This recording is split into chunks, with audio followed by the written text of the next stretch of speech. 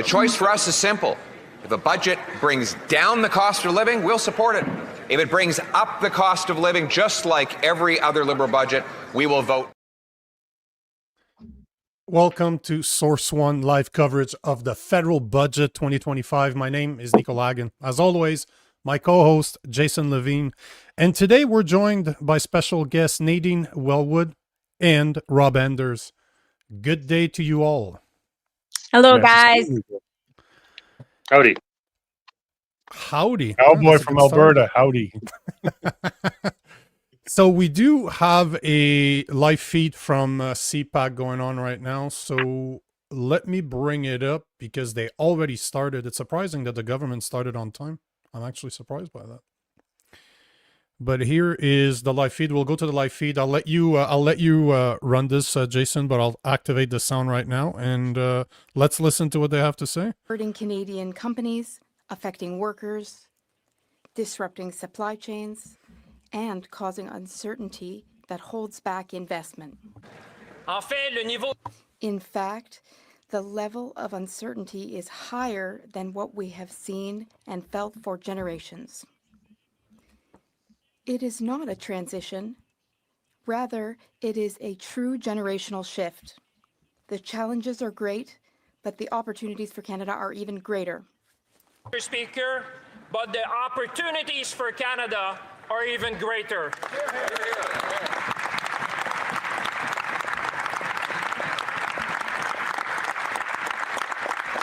Those are clapping. Do we have a copy of the budget yet? And in this spirit, today, I don't think so. I present to you Budget 2025. As a former finance minister, also from Shawinigan, so eloquently put it. Humility, but also with confidence, Mr. Speaker. This is Canada.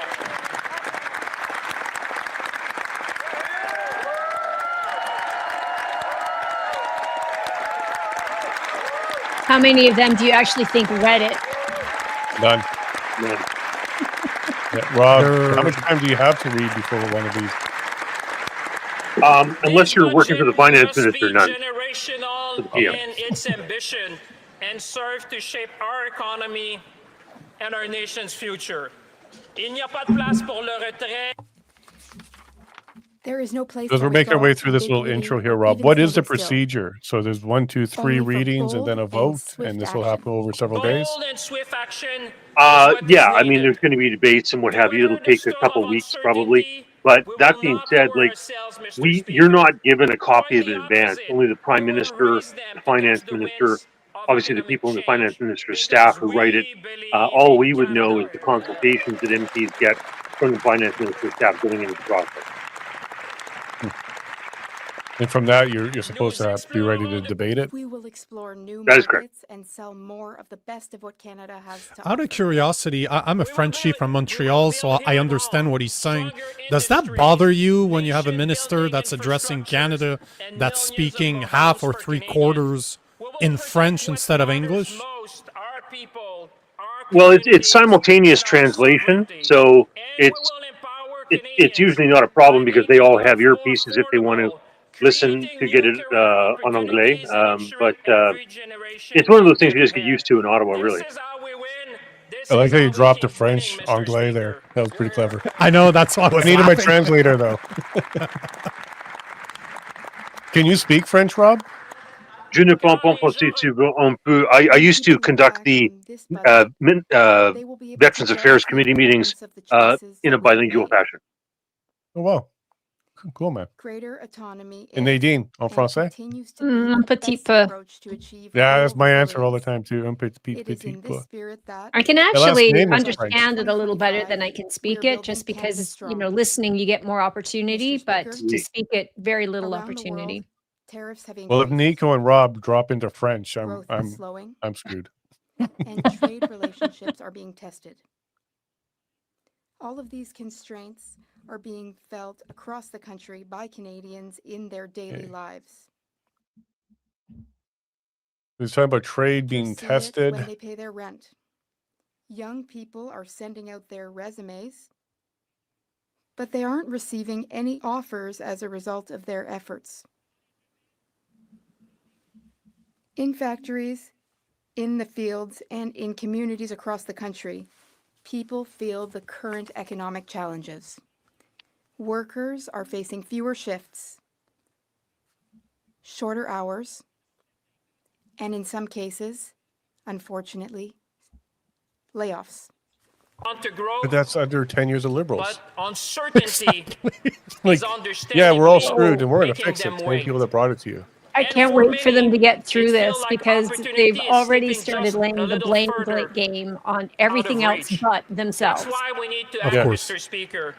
Mr. Speaker, these Should are we do a the drinking game, realities even though we're not Canadian drinking, but every time workers say Trump, and their tariffs, families are or facing. elbows up, we have to They take a are drink? doing everything they can to I'm not keep gonna moving make it, man. Counting how forward. many times they speak in of uncertain investment when they times. do get into it. And through it all, the Canadian economy has held steady. Forecasters Hmm? now expect modest GDP growth of just above 1% in 2025. C'est la résilience des Canadiens et des Canadiennes. The resilience is he of serious? Canadians is earning So us 1% the respect of our GDP, foreign like how does that partners. compare to the other G8 or It is this G7? same It's the resilience bottom. that gives me confidence Bottom. in the Uh, future. It's very bottom. There's a nice graph that very shows when resilience Trudeau got also in gives power, Canadians we were confidence head in to the head future. with the US. Trading partner As soon as fundamentally reshapes he all started of over the trading past 10 years, our relationship. GDP growth There per are two capita is responses, 1%. Mr. The US, Speaker. 20%. So You we can have slash the 20 deficit, times less the growth hope for the over the best, past 10 years wait for than the the US did. uncertainty Yet to our economy is great. unexpectedly disappear My and guess is see Champagne if it was excited goes just to be down able to announce that it was as in the comes. positives rather than the negatives. That approach to balance the budget It wasn't a this year negative, yay! would have to eliminate Well, vital do you really want to social get into that? programs Because if we and remove all the immigration capital and we investments remove needed the growth for of Canada's government, we are in future. the negative. We chose a Right. different Aha. path, Mr. Speaker. A path that believes in Canada. A path that invests in our country's future. A path that reinforces Canadian values. A path that makes us less resilient on our trading partner. A path that allows us to be master in our own house, Mr. Speaker. We chose Canada. See, how do you say Canadian values and then say we hate our neighbors and we don't need any help at the same time? We chose What are the Canada. Canadian values? Maybe we should refine it. And I hope every member of this House will choose Canada as well, Mr. Speaker. I hope they will all choose Canada, parce que nous voulons tous et toutes être Because we all want to be masters of our own home, Mr. Speaker. We all believe in Canada, Mr. Speaker. Speaker. When our steel, aluminum, forestry, auto, and agriculture industries were hit by U.S. tariff and trade disruptions, we did not stand by They said and tariff wait for strength. the storm to pass. We stepped in with the most comprehensive set of trade resilience measures in Canadian history because this is who we are as Canadians, Mr. Speaker. This is who we are. When times get tough, we stand together because we are Canadian. Elbows The up. government Elbows up. 6 feet apart. Wear your mask. The government launched the Strategic Response Fund that my colleagues have been leading, allocating $5 billion to help sectors impacted by tariffs to adapt, to diversify, and to grow. Businesses can use the fund to invest in the design of new products, retool plans to boost productivity, or offset the cost of accessing new markets. Because we want our industry to succeed. We want them to be able to make this pivot, Mr. Speaker. Because we believe in our workers, we believe in our industry, we believe in our future, we believe in Canada. Important to remember that when Germany, Japan, South Korea came looking for oil and natural gas, no. There's no business case got that against it, one. right? We have also introduced a And it's clear so far that they have no intention of fixing a relationship with the U.S. Small and medium-sized businesses, because these businesses help our great country grow and they employ millions of Canadians.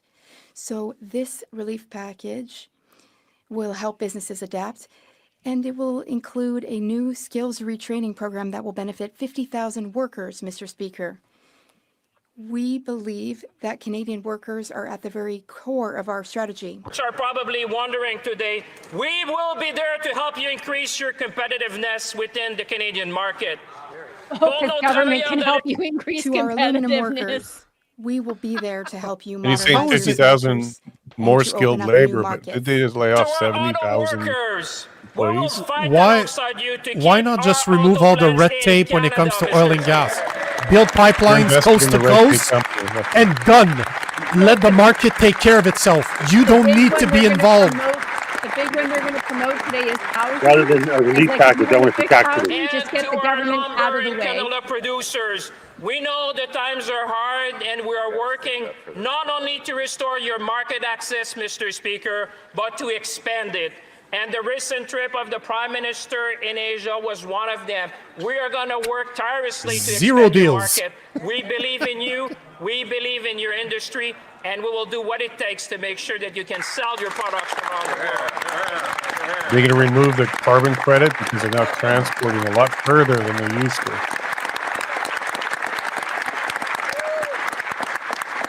Ces secteurs stratégiques sont These strategic sectors are at the forefront of this generational change. We will ensure hate they are generational strong, change, those resilient, comments. and ready to lead our Oh, economic you know what that means, transition. right? Generational From investment dependence means to your resilience. grandchildren We're gonna will move still this be paying economy, for the Mr. Speaker, to deficit be that they're going to more be tabling today. resilient. That's We're what gonna it move means. from Like, come on. reliance to resilience because So the change we is the want money out of Canada their to pocket, succeed as they're not only talking about. today, The but for generational money out of generations their to pocket. come. Make We're all going the to move change from out. uncertainty to prosperity, Mr. Speaker, because we understand that investing in Canada is the best way to ensure prosperity for generations to come. Who wants to bet Le ChatGPT budget wrote de this speech? 2025, Monsieur le Président, a Mr. Speaker, Budget 2025. If he ends with, and if you would is like any our more response. clarifications or an expose, Yeah. just For say all yes. Canadians, it is a plan for resilience. Or starts with today we Budget deep dive 2025 into is something. rooted in confidence, ChatGPT. focused on results, and designed to ensure that Canada not only weathers this storm, but emerges even stronger from it. the words of a previous finance minister when in 1995 he presented his budget. And he said at the time, our very way of life as Canadians is being tested. And there are times in the progress of people Was that the when Chrétien in fundamental 95? choices must be made and a new course charted. For Canada, Mr. Speaker, this is one of those times. Et je dirais, Monsieur le Président, que nous Mr. Speaker, I would say Yeah, it was that Jean today Chrétien. we are also facing So a they just unique quoted moment in the the history of previous our great liberal country. leader who didn't The succeed. Prime Minister has called and on added our that country quote to into look the current beyond one. today's challenges Of course. and to embark on a path that will redefine Canada for Hope Canadians are generations paying to attention. come. Why? Because we believe in Canada, Mr. Speaker. The Prime Minister asked each of us to focus on what we can control and to take bold, ambitious action. in the strand of Canadians, Mr. Speaker. I have confidence in our ability as a nation to meet the moment. I have confidence that together we can build Canada, protect our way of life, and empower Canadians like never before. Because we Ooh, that believe sounds in like Canada, nationalism Mr. Speaker. They Go to believe Canada, in and I think Canada never so appreciate that much. You know, Mark Carney believes in Canada so much that 91% of his investments It are in is the US. interesting to know, The rest Mr. is in Speaker, Europe. and all That's how much he Canadians who are believes in watching, Canada. those with us today would Well, know Nadine, is that a wise Canada investment has what the strategy on world his part? needs and what the world Well, all you have to increasingly do is take a wants, look Mr. at Speaker. the It goes from our velocity at product which to our businesses technology to our are values. leaving Mr. Canada, Speaker, and Canada business is investment is inspiring the not world. coming to Canada. We are an energy So, superpower from an in both economic clean and standpoint, conventional there's not a energy. lot of people Nous sommes investing in l'un des Canada right principaux now, and it is We are probably very among the top wise. producers And of that's critical one of the things we can get minerals into and a is world like leader even the in Bank of artificial Canada has said intelligence. that it has Nous no avons une- confidence in the We Canadian have economy. unmatched market access, as we are the only country So like you said, in the Nico, at the G7 beginning, with free Carney's trade not an agreements idiot. with every other He G7 knows what he's nation. doing. Nous avons les gens. We have the Every people, deliberate. we have the resources, we have the But stability did you finish the book, necessary to Nadine? prosper Values? and to compete. Did I in the finish new reading it? economy No, before us. I've just, It's hard. Ainsi, it is So, hard. Yeah. Canada It should enters come with a this box of period of tissues because a transformation lot of tears will be from a shed. position of strength. Speaker, the world is changing, but Canada is strong. We're going to build Canada strong together. We're going to empower Canadians, and we're going to defend our sovereignty, Mr. Speaker. Canadians have done it before. We will do it again. So, Rob, as we're listening to this, he just quoted 95 quick 10. And then you came along after with Harper starting to clean up the mess of the gen. And now we're in this mess. What are your thoughts about that? Well, it's kind of the way it works. Liberals build up, massive deficits, and conservatives try to come in and fix it. That's how it goes. We also have one of the lowest deficits in the G7 and one of the strongest fiscal positions in the world. Yes, Mr. Speaker, we have Did you say Canada would have the strongest fiscal position in the rest of the world? A strong base to invest, Mr. Speaker. And we must use this fiscal power He must be to doing the make drinking game generational himself right investment because we believe in Canada. Unemployment is up, GDP is down, inflation is up. It's like, As the this managing is director laughable. of the International Monetary Fund recently said, both Germany and Canada recognize he that just in this IMF'd very us. He testing just time, dropped they need IMF, to use International their Monetary fiscal Fund. space. In the case of Canada, the Canadian Anybody here authorities have suspect that been we'll very get bailed out in decisive some time in the future to by take them? action in the I process don't of think changing they're going to relations have the with their capacity. main trading partner. I think we're Mr. waiting to Speaker, see what Canada is happens with recognized on the world Portugal, stage as a Spain, country with the fiscal capacity to invest, Greece, to grow its economy, could be France, to could invest be in its Italy, all people, those and to things are protect top its of the order. sovereignty. That recognition So you actually think matters IMF because it itself affirms is not going to be something able to fundamental either? about this country. Well, it's like Federal Deposit Insurance in the United States. I mean, they only have about 1%, 1.3% capacity. If you have any of those economies, which I've talked about, which are in dire straits, I mean, France is looking at $4 trillion debt. Any one of them goes under. I don't know where you're going to get the money to help it out. Budget 2025 is a plan to catalyze investments from provinces, territories, municipalities, indigenous communities, and the private sector. Oh, With just this throw plan that in out 5 there. The years, private we will sector, the enable only industry $1 that produces trillion anything. in total investment in this country, Mr. Speaker. I would have loved to see who he was looking at, because obviously that guy contributed somehow. The guy, he just like, hey, we see you there, private sector. Thanks again for the money. That doesn't look good. And I know, although the conservative are silent in their heart, they support that, Mr. Speaker. Because I know that they will take the break week to go around and tell their constituent how great we're going to see this country and all the investment we're going to see. Hear, hear. And I know in their heart I can see them. Well, there's conservatives on the screen. Rob, what do you think? In your heart, do you actually like this $1 trillion thing he's talking about? Well, I remember when I first got elected, the debt was about $600 billion, and I wondered if in my lifetime it would cross the $1 trillion mark. Mr. Trudeau himself accomplished that. For future generations. Are we up to 3 or are we closing in on 3? Like, what is the number now?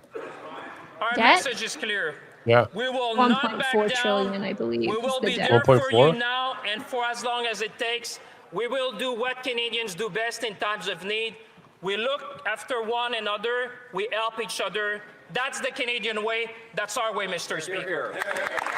Yeah, Nadine, you're bang on. 1.462. He knows our numbers. She may have a If debt you clock add- above her computer there. Meeting this great challenge, Mr. But you Speaker, know, you requires add the both national ambition household debt to that, and you're looking at discipline. $3 trillion. We need to be ambitious in our investments. And it doesn't take into account unfunded rigorous in our liabilities either. So spending. it is actually much, And much that's why higher this than that. budget charts Right. a new course for Canada's public finances. By the way, how's CPP doing, Nadine? I had a Because debate online with Canadians somebody about that. They expect think it's their solid, government and it's a to great achieve example for the world. results. Well, I'm going, And to we're get just there, throwing debt at we all our must spend problems and less on borrowing more money. operations So so we can that should invest answer more that question for in you right there. Canada's future. Yeah. You close this for me? First, a new capital budgeting framework, separating our day-to-day spending from the investments that build our future. This is the biggest BS This right reform here. will Yeah. allow Canadians Separating to better capital understand where their expenditures. This money is goes, creative accounting. and it will ensure that each dollar helps strengthen our productivity. Mr. Speaker, we will make capital investment a national priority. Mieux budgéter.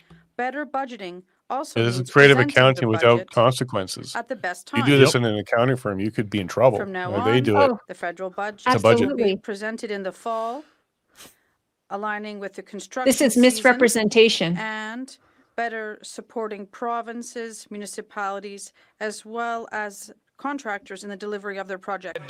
One of the things that Paul Martin did is he moved we're going to do it together.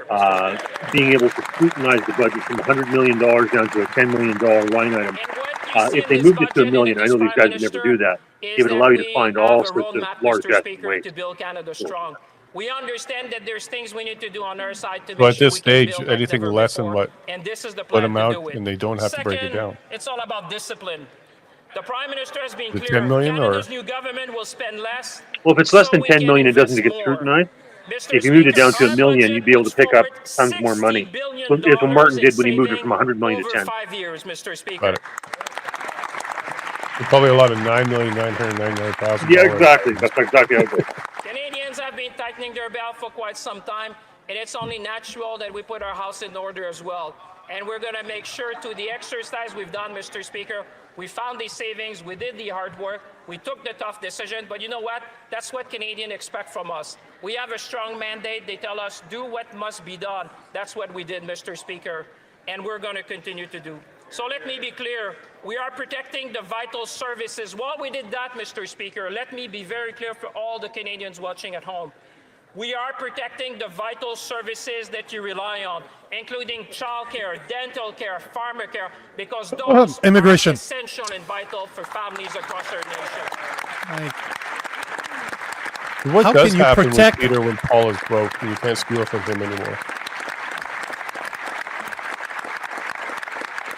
But how can you protect our This is who we social are as services when we Canadians, have Mr. Speaker, open and border we're gonna remain policies? true to our values. How's that possible? Et en faisant des choix And we are making responsible and pragmatic choices to reduce inefficiencies and focus government initiatives on our core priorities. called the Government Comprehensive Expenditure Review, we are focusing investment on initiatives that meet their objectives and complement rather than duplicate services delivered by other levels of government. Mr. Speaker, we have looked at how we can streamline program, how we can right-size, how can we use technology. He has how a can we use buzzword AI dictionary. He's with using them all. one goal in mind Yeah, I know to he dropped a provide lot of better resilience service and to diversity. Canadians to be more I'm efficient waiting because for the Canadians equity and receive the best inclusion. service from their government. The land Green acknowledgement? Deliver.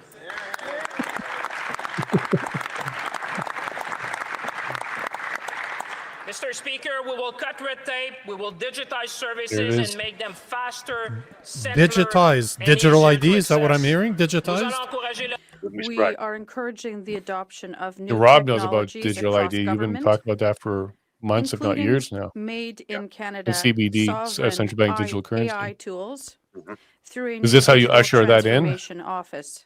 Because, Well, Mr. Speaker, when you bring in a we $90 understand billion the deficit potential and you of this take our digital debt to, transformation, and approaching Canada $2 will be trillion, both a global leader of in course this it's going to and cause in inflation. service delivery. I think you're going to have some banks that actually go under as that mount. And when that happens, then they say, oh, well, the savior is central bank digital currency. So they basically put a gun to people's head. And Mark Carney knows that he's devastating the situation to try to pave the way for central bank digital currency. Mr. Speaker. We must get the size of our public service back to Ever a since I think sustainable Jackson Hole was level the that first is time I heard him keeping with speak best about practices. digital currency, But and we're as going we no. are, Mr. Speaker, we And will then do here he that is. with He's now on our fairness and stage trying to compassion bring it in. because we appreciate the work of They went all over the every world, single servant Rob, of this talking country. about the need for this. Listen, carbon taxes. We appreciate their work. We value their contribution. Well, he was using The only jet. smart thing he just said is reducing the size of public service. As they just establish a And new whilst we do that, Mr. a Speaker, we new will department make our to tax take system care fairer. of Third, fraud. we need clear fiscal anchors to Sure, provide sure. the predictability and clarity to the world and to Canadians. What Millie is We will doing in balance Argentina day-to-day is the best operating way to spending deal with revenues with by 2028, shrinking 2029, the shifting the empty money budget towards supply and investments not that causing grow the inflation. economy. But Mr. Speaker, these this is a guys pivotal aren't going to be moment in even close to that, Canada's obviously. history. We're going to make sure that the dollar that people entrust in us will be invested to grow Canada. We will maintain a declining deficit to GDP ratio, ensuring that the discipline today while investing in our collective future. Les mesures proposées dans The measures He proposed sounds a in bit like budget somebody at a parole 2025 hearing. trying to put get us out on of the prison. right path. Saying to all the They good achieve things he's just, our when going to he do. just said they're declining Mr. deficit Speaker, to we GDP, will this is create a headlines. business What they're environment that proposing to do attracts with the an amount of spending, unprecedented and this flow is of where they're private separating their capital into the expenditures from energy, operational infrastructure, expenditures. housing, This is and how they're defense going to do sectors. this. Mr. That's the only Speaker, way they're going to do this, this because you budget is cannot one of investment, decrease our GDP generational to deficit investment ratio by for this generation and spending future $90 billion generations, in Mr. deficit Speaker. spending and then This is have because we capital believe in expenditures on Canada. top of that. Like, this is impossible. It makes no They're sense. basically No sense taking at it all. off the books, moving it No, somewhere they're else. trying to hide reality Our here investments from the will public. focus on our Oh, wow. economic success and focus on productivity, because productivity means doing more with less, because that's the best way we can improve the lifestyles of Canadians. The 2025 budget will not only accelerate construction in housing and infrastructure, but across the country. It will also strengthen Canada's position as a fiscally competitive jurisdiction and one of the best places in the world to invest. Canada is a great place to invest, but together with Budget 2025, we're going to make it even greater, Mr. Yeah, he had a drink before he delivered this. He must have. I think 130,000 businesses closed during COVID. And his idea of productivity is housing. Canada is the place to invest. Canada is the place to grow, Mr. Speaker. And we're proud to serve Canadian. And one way to Mr. keep housing President, demand up is Mr. you bring in Speaker. more people. Budgets are not about doing everything. They're about what's necessary and doing it well. We're putting forward a firm, fair, and results-driven plan, the kind of reform Canadians are asking for and the kind that's always served our country well. Plan will invest $280 billion over 5 years in capital to strengthen Canada's productivity, competitiveness, and resilience. On a cash basis, this is an historic investment of $450 billion, Mr. Speaker, in Canada. I wonder if he even knows what the definition of an investment is. That's the expectation of a return on your money. Yep. So Does Canada have I'm the equivalent of a debt ceiling like the U.S. has? well, I just wish for all the viewers that are watching, please understand that that is the definition of an investment. There is an expectation of a return on your dollar. How many of these so-called investments are actually going to return something to the public coffers? Zero. Create good middle Anything. class So they Once just the redefine spending. the kind of jobs that allow when young you're people looking and at families government to plan for the operational, future however, with whichever confidence. department, look at Generational Canada investment will Post, look at focus on CN, 4 look at key all the Crown priorities. Corporation. Is there one that can Housing, turn a profit? to No. restore Government affordability don't and know how opportunity. to run a business. They just don't. Infrastructure to connect They just tax people Canadians more and when they need accelerate money. growth. That's it. Defense and security to protect our sovereignty and our communities. Productivity and competitiveness to lead and make Canada an innovation powerhouse. The innovation powerhouse of the 21st century. The government is the largest obstacle to innovation. Yep. Il ne s'agit pas de And these are not abstract priorities. They are the foundations of a stronger, more ambitious and competitive Canada, because we believe in Canada. Mr. Speaker, our task now is to turn our fiscal strength into national purpose. For generations, together, Canadians have undertaken major projects that have connected our regions, energized our industries, and defined our identity. We're a post-nation For more state. We than don't have an one century, identity. Mr. Speaker. You know, it's the second time you kind of brought that up. adopted The Canadian last values and now the continues that identity. tradition. Please define A that. very What does that proud mean tradition. anymore? It removed barriers to internal trade, accelerate approvals for major projects, and strengthens the economic union that binds our province and territories together. We are completing the unfinished work of Confederation, Mr. Speaker. We are going to complete the unfinished work of Confederation, ensuring that wherever a product is made in Canada, it can be sold in Canada, where trade and opportunity flow freely across provincial lines. Mr. Speaker, this is about Canada. If you build something in one part of the country, you ought to be able to sell it across the country because we believe in Canada. What about internationally, like oil and natural gas, eh? Can we get raw milk now? Yeah, right. Bonne nouvelle, notre Good news, our government won't stop there, but also launch the next generation of nation-building projects. Highways, airstrips, ports, electrical grids, and digital corridors will define the next century of Canadian growth. And thanks to these investments, we will So what's a connect digital regions, corridor? Yeah, I know, right? strengthen supply chains across the It's country. better than an energy and corridor create in his mind, I'm sure. Hundreds of thousands of high-paying jobs, and every Again, what is the plan for the return on investment of these investments? Like, what's the timeline? What's the projected rate of return? Like, this is just so misleading. They're going to measure it in diversity and equity and this inclusion. country. That's, structure fund, Mr. Speaker, will expand ESG score. possibilities and opportunities. Make sure like that never stays high, before in right? Canada's north, Mr. Speaker. We should all be proud at Canadian. We're going to make historic investment in Canada's north. This is a great moment for the country.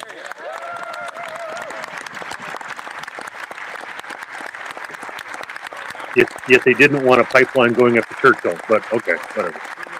Are they talking about the Northern Passageway when they talk like that?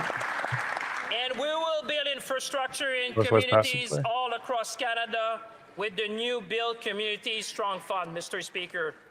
As we build million more homes, we'll need infrastructure like roads to build new Are you talking about the neighborhoods. government building a This million fund homes? will help build Yes. that.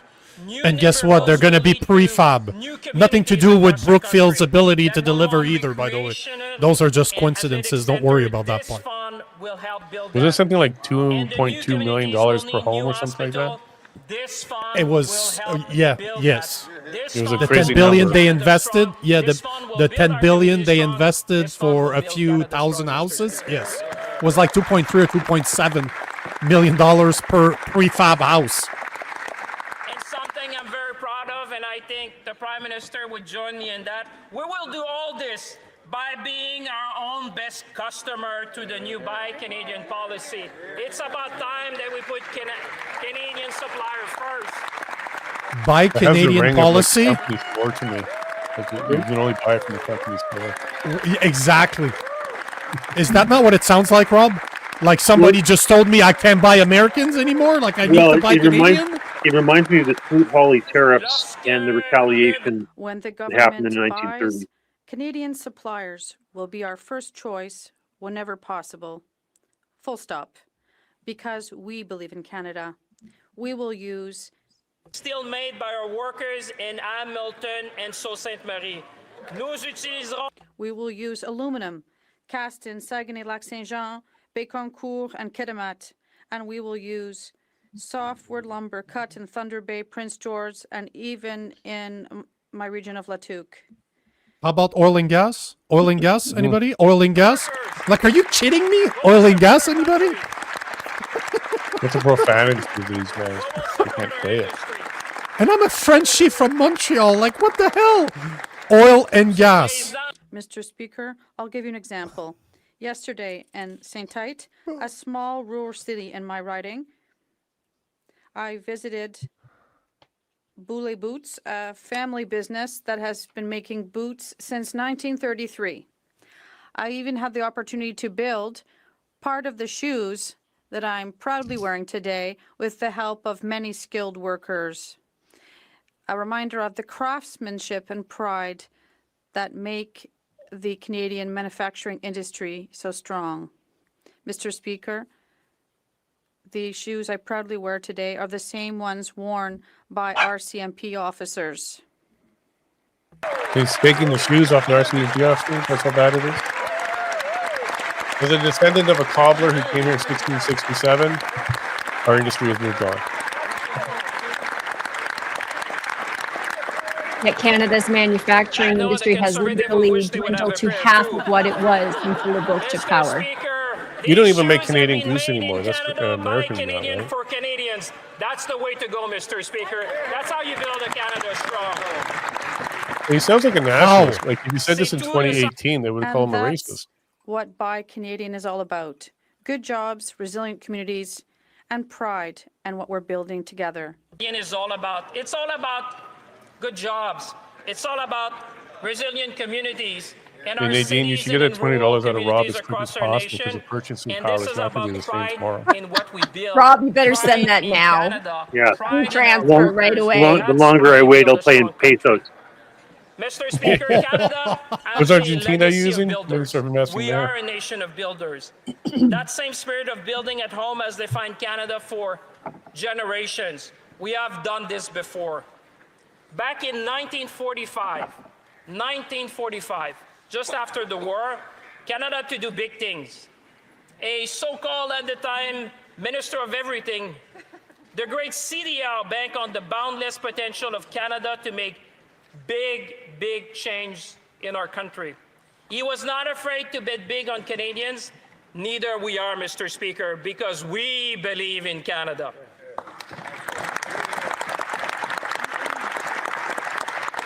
All I'm hearing is a lot of rhetoric and no real substance. Conviction that Canada must remain a nation of builders, of infrastructure and of innovation, of trust in public institutions and hope for generations to come. Well, these guys are a long way from This Louis nation Saint knows Laurent. how I'm to build. wondering why they're We referencing built it. the Canadian Pacific Railway in 1885, allowing our country to be connected from coast to coast and supporting trade across the prairies.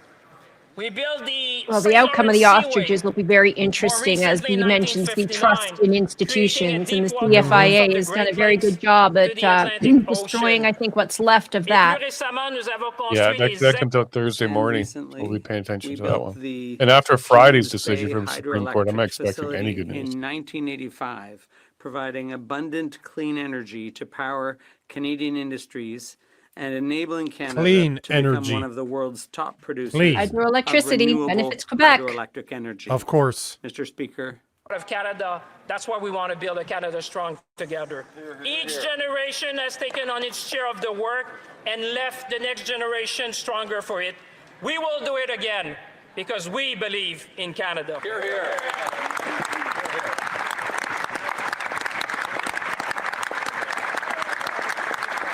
So how about this? They're setting up the Conservatives when they don't vote for this to say that they don't believe in Canada. Yep. Sure. Yep. Oh, they won an Or you election. need to- They won an election because they think they can get a majority. They need a majority to pass their Bill C2, C8, C9, Bill C63 to do what they're doing right now. They need a majority. They believe they can get it. I predict what happens is the NDP just abstains. They said they said that it's a strong chance that they will just not vote. Yeah. I predict the NDP Is there any chance the NDP will cross over to the Liberals? I think they screwed themselves with Jagmeet over that type of strategy in the last go round. But sadly, I think they're going to abstain on this budget. That's my Building a guess. true partnership with Indigenous people. So that means it Whose goes through, stewardship and knowledge and of the land what do you think would happen if there continue to isn't no guide us today. confidence motion brought forward? Because we do not I think just the NDP build would for abstain. ourselves. They're not ready. They don't want to fight enough. Okay. Because we do not build just for ourselves, we build for those who will follow us.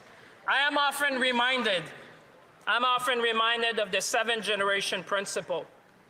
Rooted So when he in says we're Indigenous building teachings, not for a ourselves, but reminder for the that ones every that follow us. decision He's we referring to take debt there, must right? consider its impact Obviously. on future generations. Mr. Speaker, we will build Canada strong, but we will build with Canadian values. Where's that Canadian values in there? Mais un pays fort, Monsieur le Président. Mr. Speaker, a strong country invests not only in its economy, but also in its identity. Over the past Jesus. year, Canadians have shown what Canada is truly made of. When global uncertainty tested us, we looked to each other. People asked where their food was grown and chose to buy from local farmers and producers. Families traveled across the country and rediscovered its beauty from coast to coast to coast. Communities rallied around Canadian businesses, creators, and workers. That, Mr. Speaker, is what it means to be Canadian, to stand up for one another, to build together, and to take pride in what we make, grow, and create here at home. That is what it means to be Canadian, Mr. Speaker, and that is why we are here to defend Canada. We are a bilingual, diverse, and compassionate country, shaped by reconciliation, equality, and respect.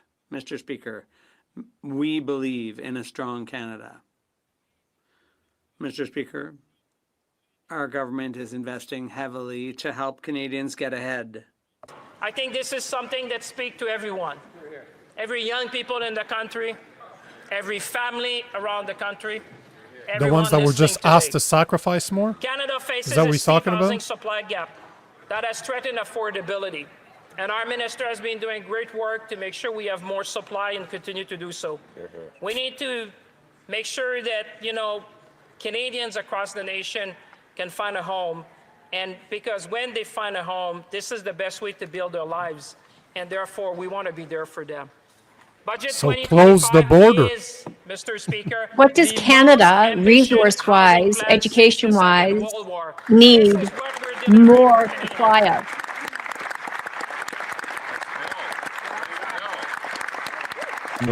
We should be able to do this. The moment calls for it, and we are meeting the moment, Mr. Speaker.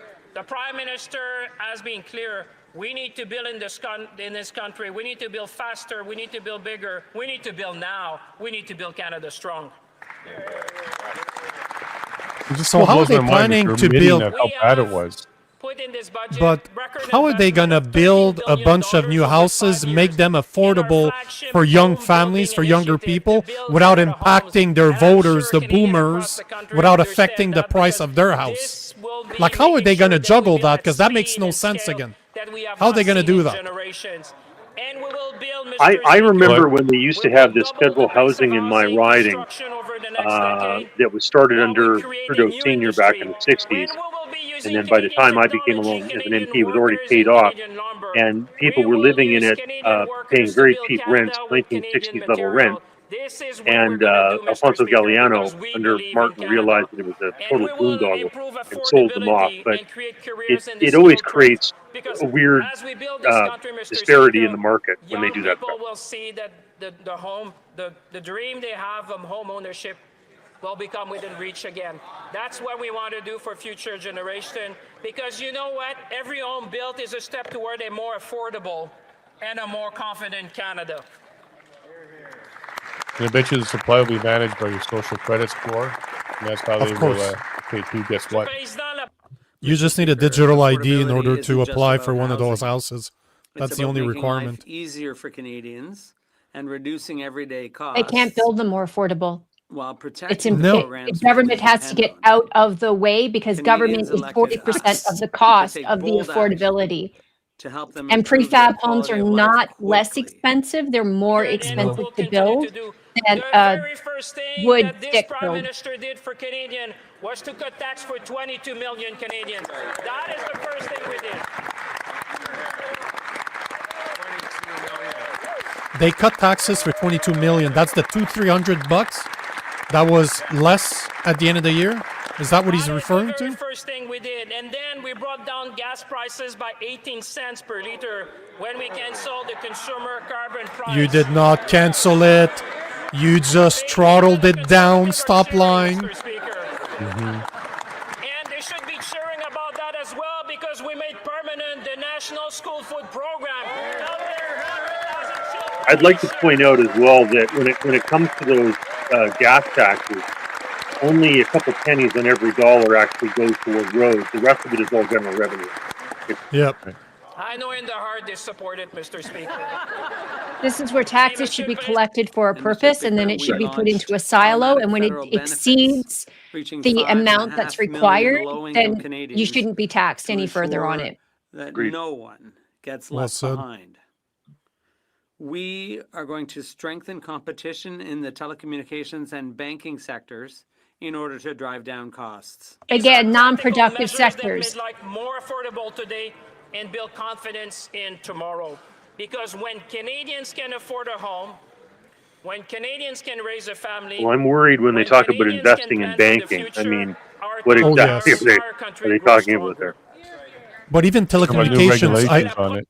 Because I come And from same that for world. is only telecommunications. meaningful when there's it's already shared. enough competition in And Canada. when That's all not the problem. Canadians What they consume don't talk themselves about in is the that Canada's promise all of this stuck to the country. US. budget is that We every can't Canadian expand a should feel network that there's without something for adding them. more people, Because and there's it's not enough only people about today, it's to about bring the future cost down. generations. It's about expensive to building for build. them. That's all it It's about is. making sure that we'll have a very strong country for generations to come. And as the Prime Minister has said, there can be no prosperity without security. Let me repeat, there can be no prosperity without security. Security, eh? Mr. Speaker, in that vein, I am sure that every member, and I will look across the aisle and I look in the eyes of every member of this House, every member in this House would agree that we do need to protect our people, our communities, and our country. Every Canadian expects every member of this House to be there for them.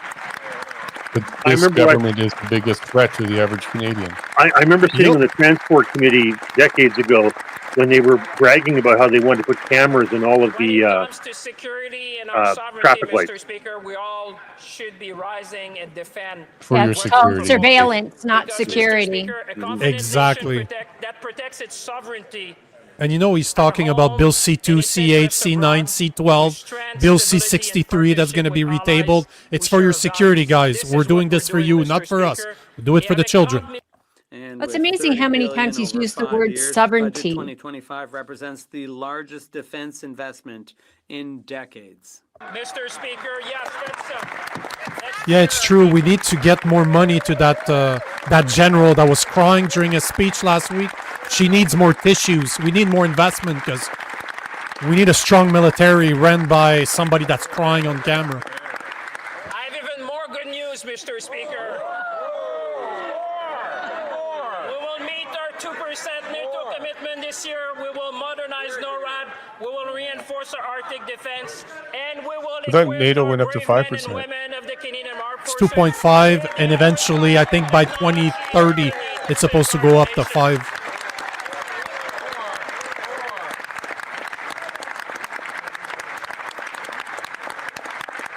And we will do that because we believe in Canada. With our new Defense Investment Agency and Defense Industrial Strategy, we will build up Canada's defense industry, strengthening Canadian businesses and supporting Canadian workers and creating good union jobs, Mr. Speaker, across our country. Our work on defense will strengthen Canadian Research Centre. It will strengthen Canadian communities in the North, working with our Inuit and First Nation partners across our country by building dual-use infrastructure like ports and runways to make sure that every community, when we invest, can benefit, Mr. Speaker. The Churchill port, so we can ship our oil to international markets. What are you talking about there? Right.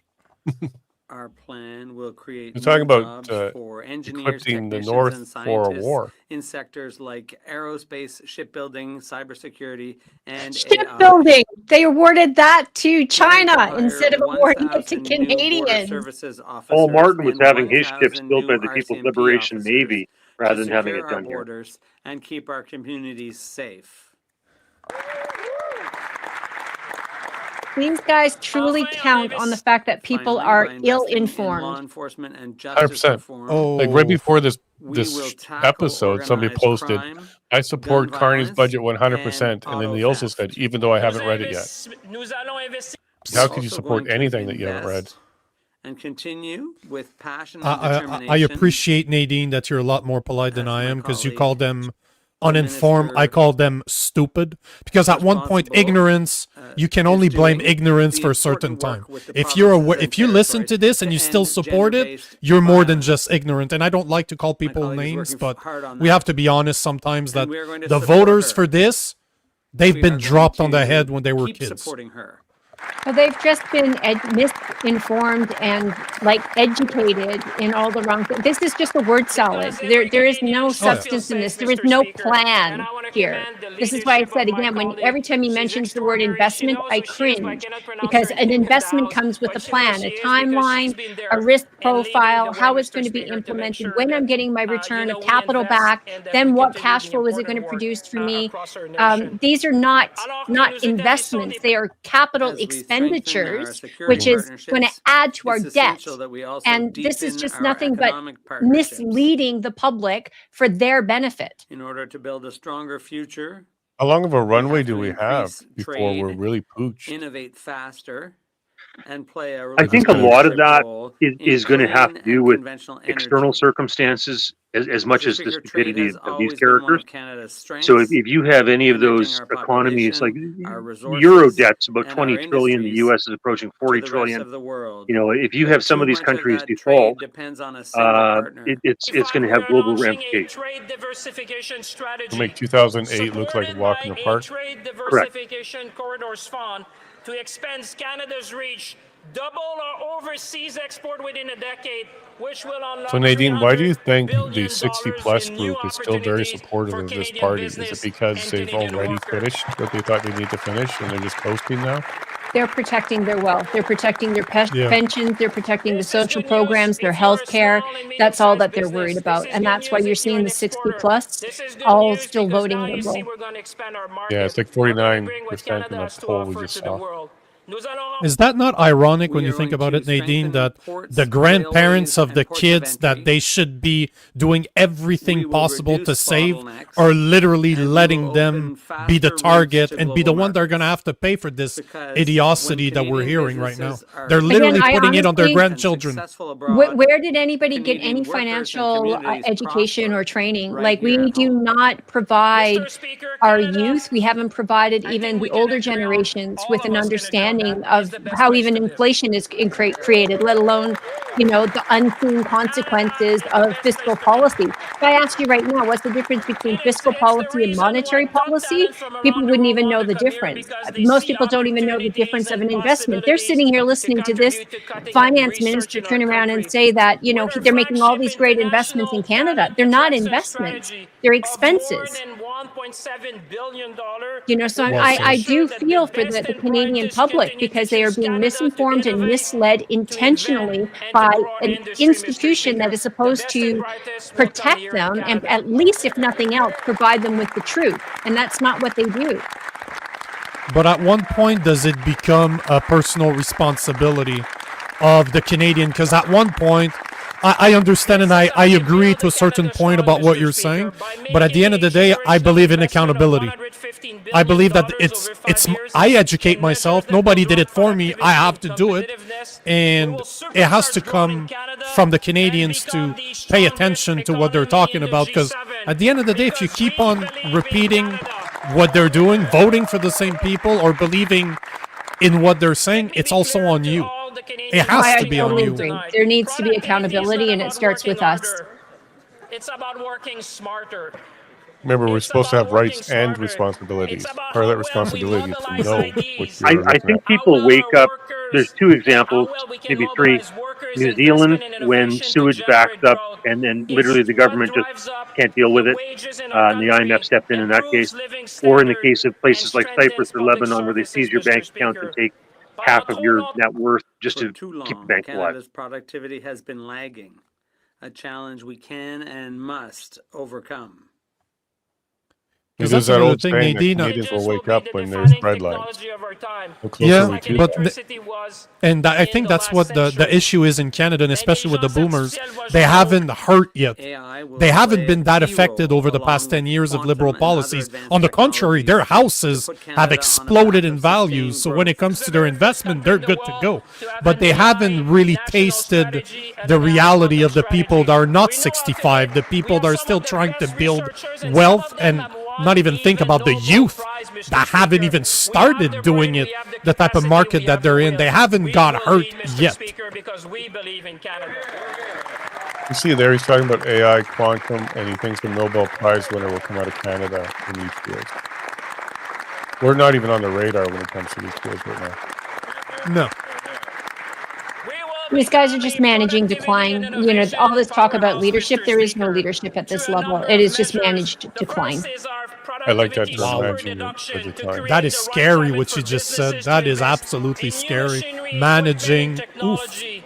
A bold expansions of project of national interest in artificial intelligence. I think with Carney, it's even more so than decline. He knows what he's doing. He's creating circumstances to actually destroy and implode the economy. That's what he's doing. Oh, totally. 100%. totally. And so many people voted for Carney based upon his resume because he had this stellar resume, Bank of Canada, governor of, you know, the Bank of England, you know, economics. He knows exactly what he's doing. And he knows that these fiscal policies are destructive. He knows that building the debt is destructive. He knows that this deficit is destructive. He knows all these things, and yet he's proceeding with them anyway. And that's what should make Canadians angry. There's no attempt here to really scale back. If they found $60 billion of savings in government, why didn't they actually cut spending or at least freeze spending and, you know, take care of that $60 billion in savings and actually realize it as a savings? Over the next 5 years.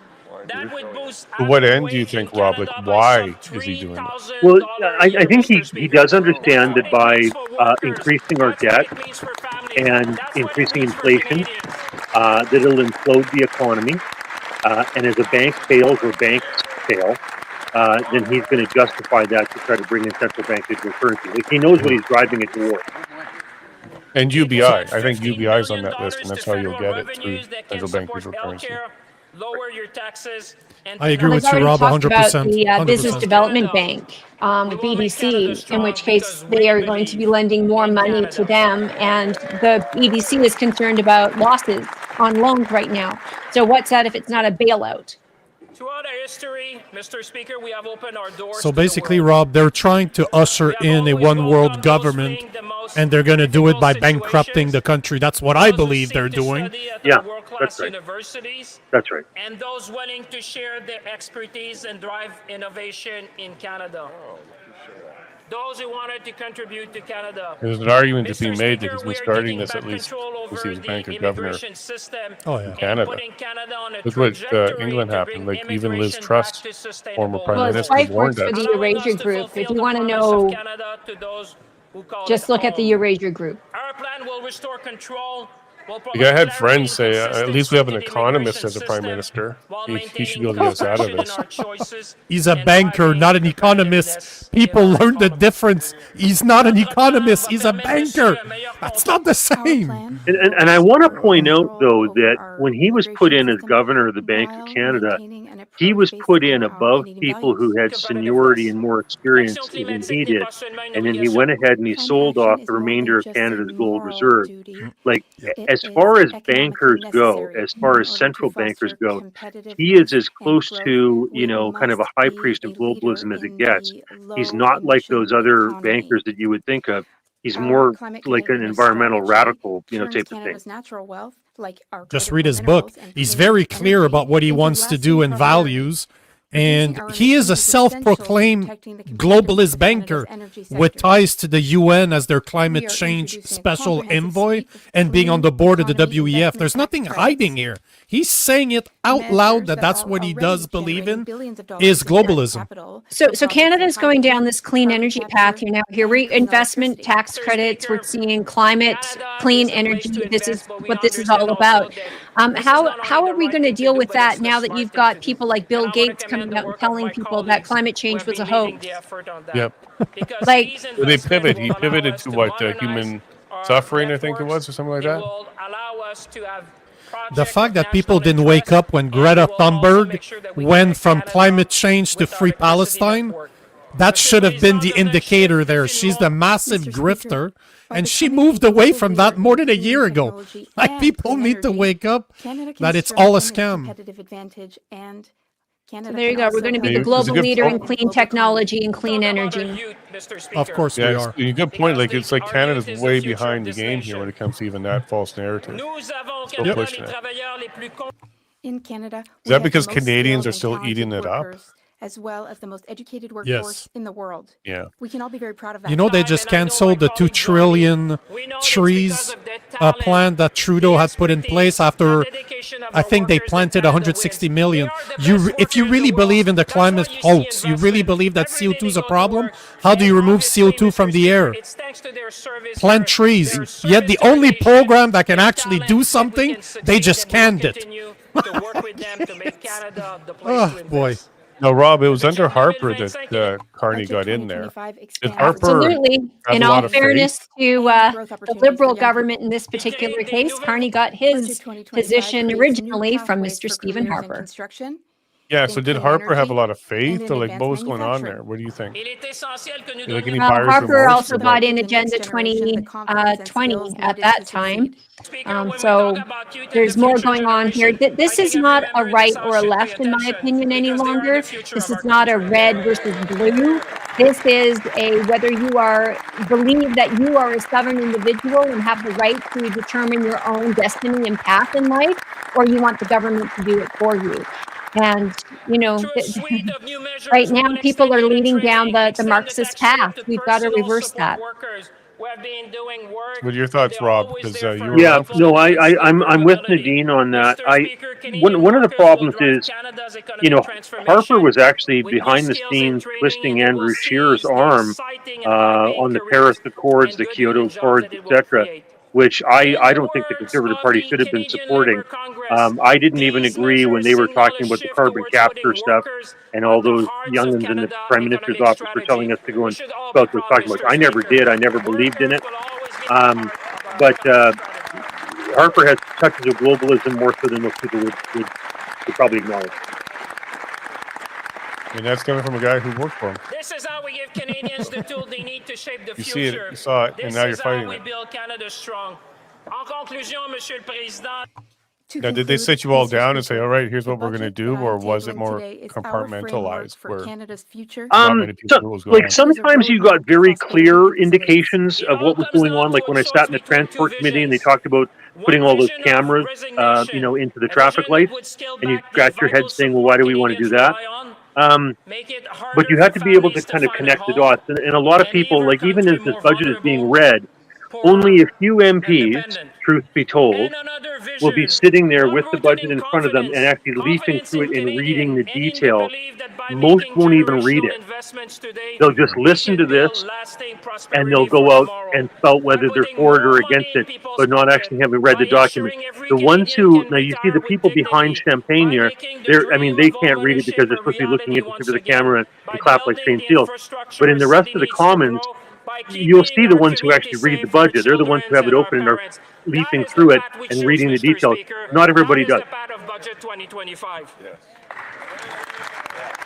We're not expecting Elizabeth May to pop out. Sorry, Nadine? What was that, Nadine? Oh, sorry about that. I said I question whether or not they even know how to read a budget. I see even smile on the other side, Mr. Speaker. Right? The answer is only as good as the question you ask. It's a good sign. It's a good sign. Budget 2025 makes our choice clear. We choose confidence over resignation. We chose to empower Canadians. Did you hear that little dig he just did? You see smiles on the other side. It must be a good sign. I've been smiling too. This is about Yeah, same here. in ourselves, in our capacity. Yeah, to sometimes adapt, we hide the and in pain with a promise smile, of this don't we? great country. That builds, protect, and empower. It's about moving from reliance to resilience and from uncertainty to prosperity. Let's seize the moment.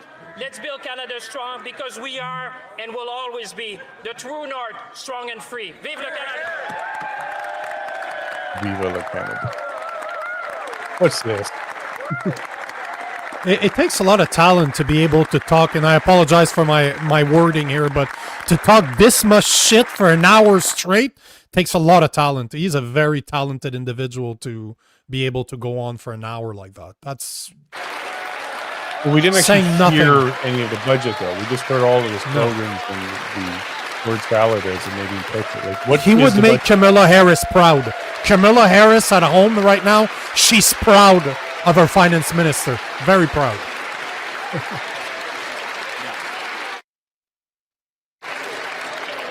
Any initial thoughts, Nadine? Garbage. A lot of word salad, just a lot of rhetoric.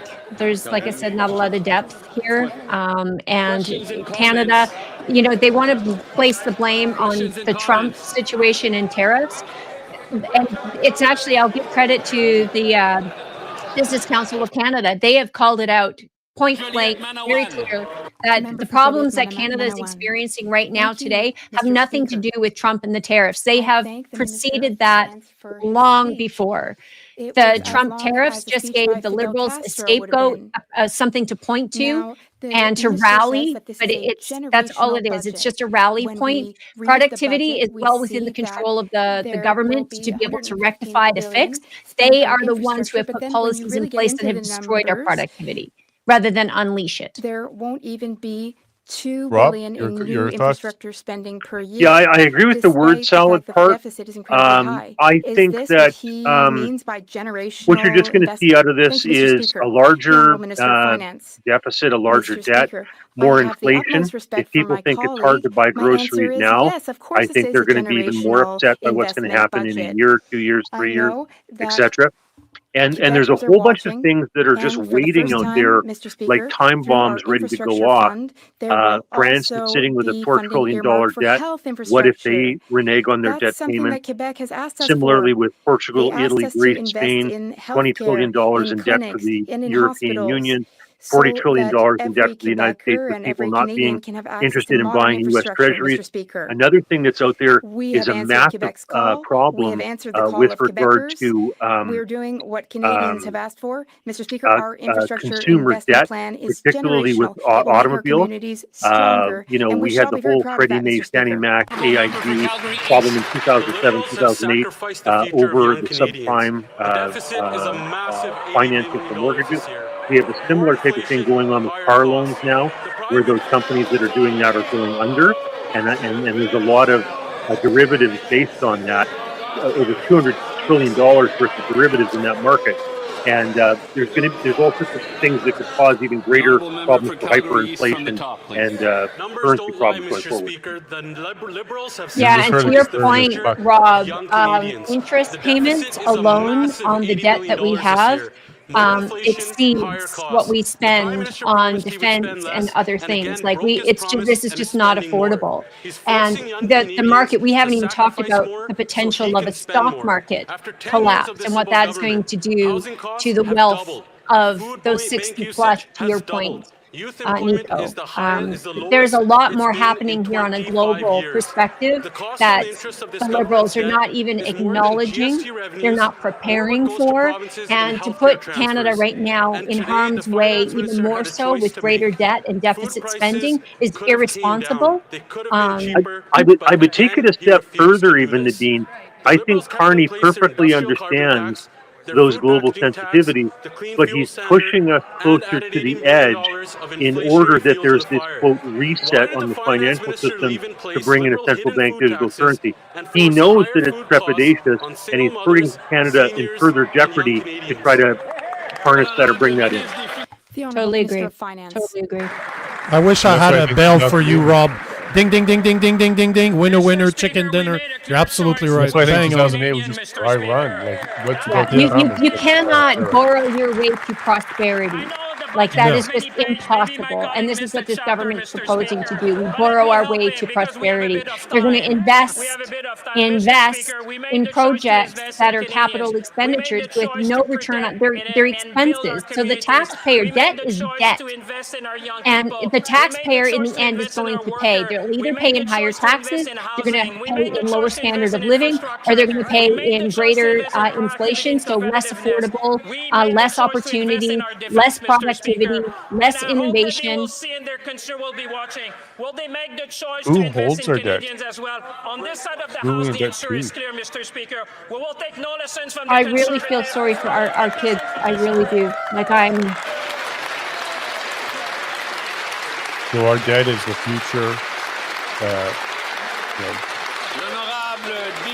What is it? Acid generation The for the honourable next member for generations. Richmond, Arthabasca. Mr. Speaker, But when we even borrow, ratings who agencies are we are now borrowing sounding from? the alarm. Other For the countries, first time in China? 30 Like, where years, is do this you know money what, coming Mr. from? Speaker?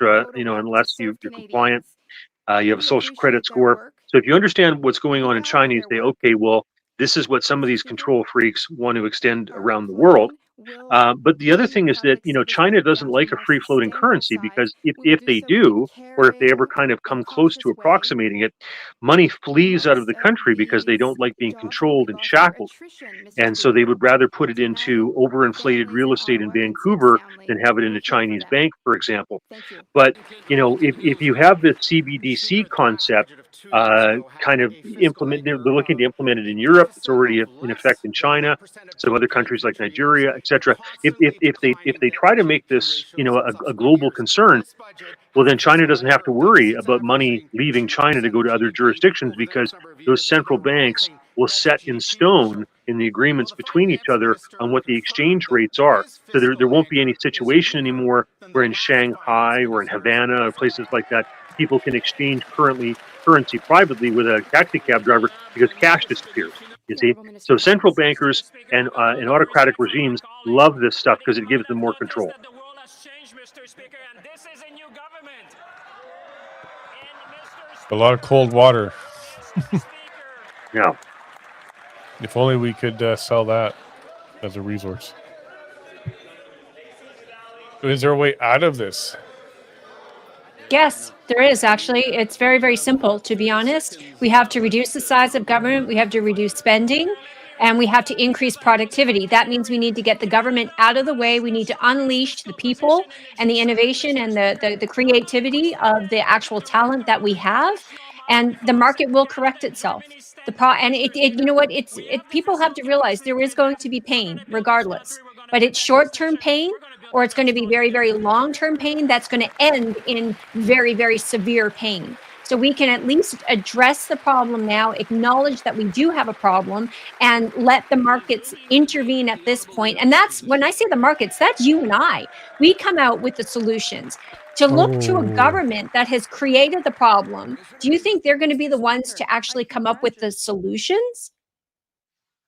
I would argue that the best pain that you could look for right now is what Milei in Argentina is doing, where you cut the size of government, and that reduces the inflationary pressure in the economy.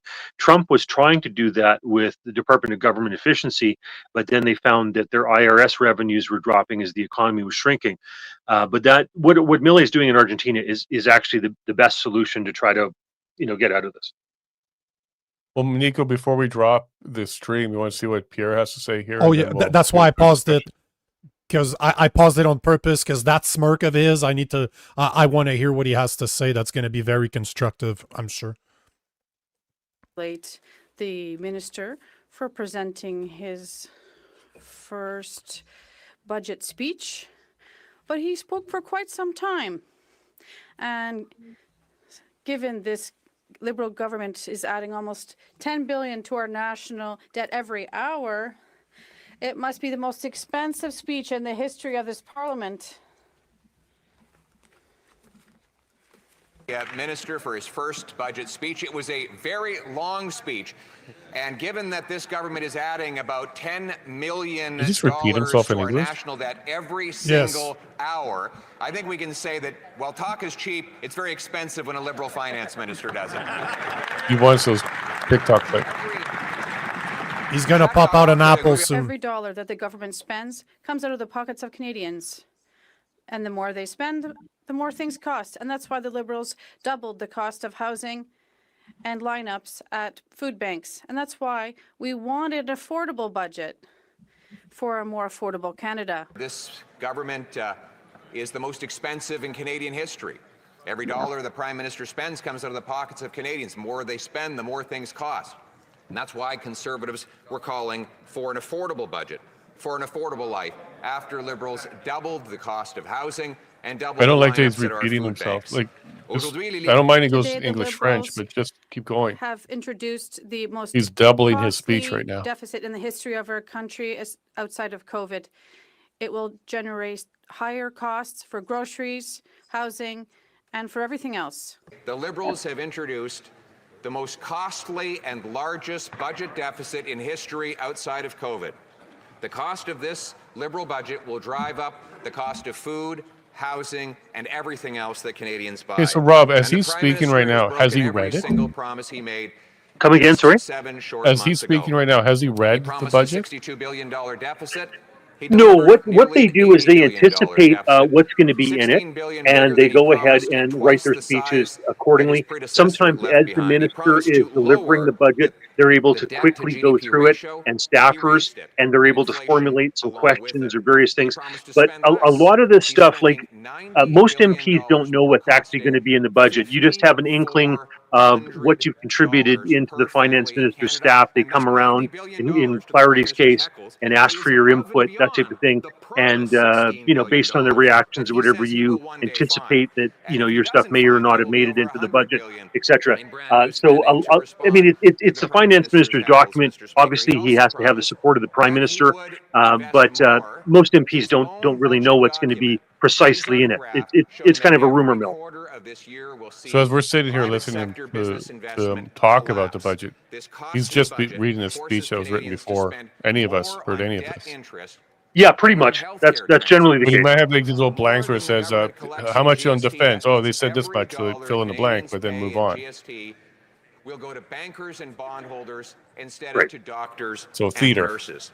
You just All confirmed while this he is all theater. raises the industrial carbon tax on farm equipment and fertilizer and therefore food, on steel, concrete, and other industrial projects needed to build homes, a big tax increases on homes and food.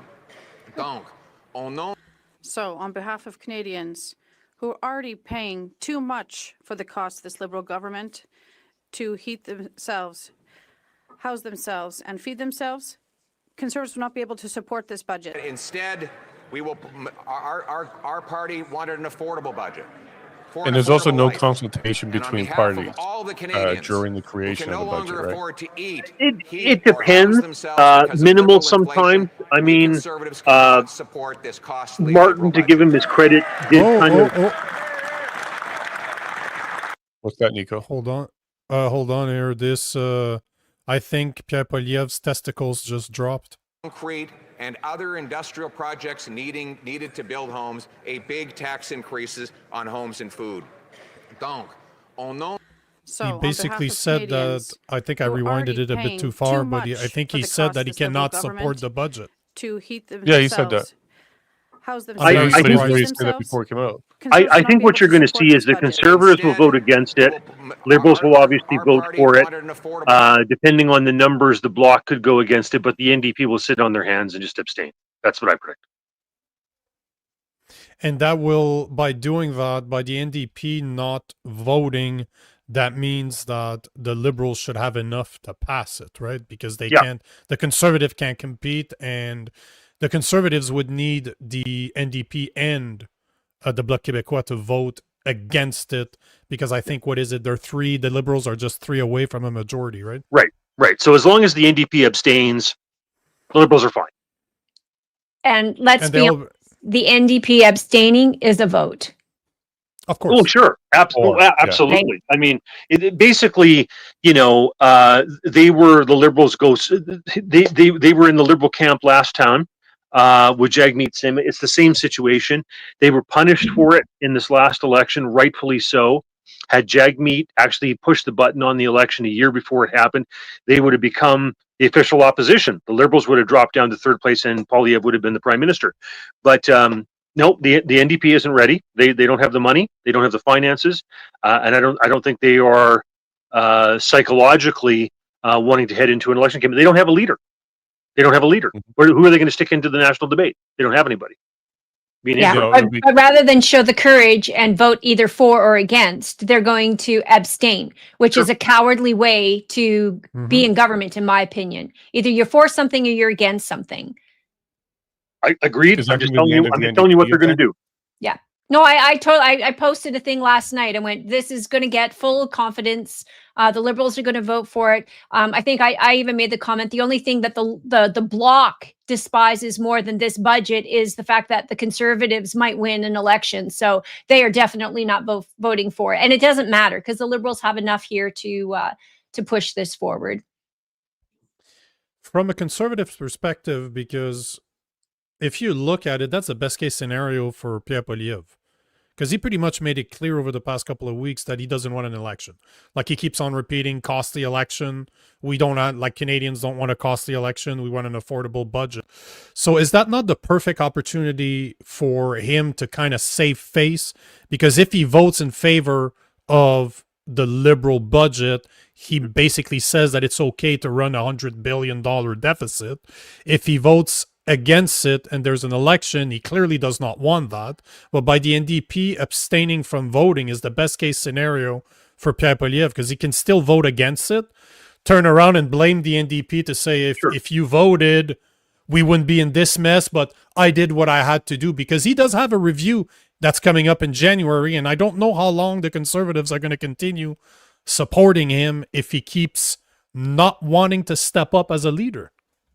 Okay, so yes, it works out well for him in terms of the optics per se. However, I think there's also something to be said about him having learned his lesson, that they fired all their cannons and did everything they could against Trudeau and got rid of him, which is who they actually wanted to go up against during the last election. I mean, everything was geared toward that.